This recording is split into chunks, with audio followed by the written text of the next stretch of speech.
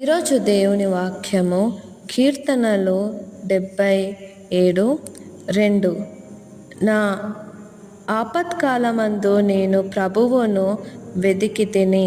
రాత్రివేళ నా చెయ్యి వెనుకకు తీయకుండా చాపబడియున్నది.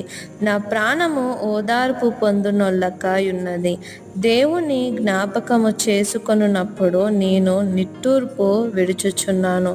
నేను ధ్యానించున్నప్పుడు నా ఆత్మ కృంగిపోవచ్చున్నది అని వాక్యం సెలవిస్తుంది.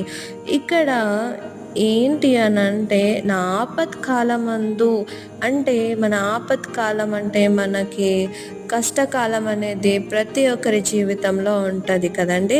అయితే ఈ కష్టకాలమందు మనము ఎప్పుడైతే దేవుని వైపు తిరిగి ఆయనని వేడుకొని మన ప్రాణం అనేది ఏమవుతుందంటే కృంగిపోతూ ఉంటుంది. కానీ ఆ విధంగా ఉండకుండా ఓదార్పుతో ఉండి మనము దేవుని యొద్ద వేడుకునేటప్పుడు దేవుడు మనల్ని ఓదారుస్తాడు.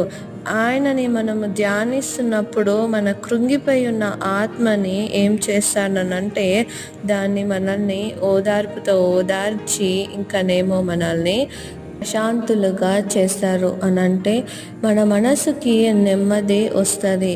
దేవునికి మనం మొరపెట్టినప్పుడు ఆయన మన మొరలని ఆలకిస్తాడు.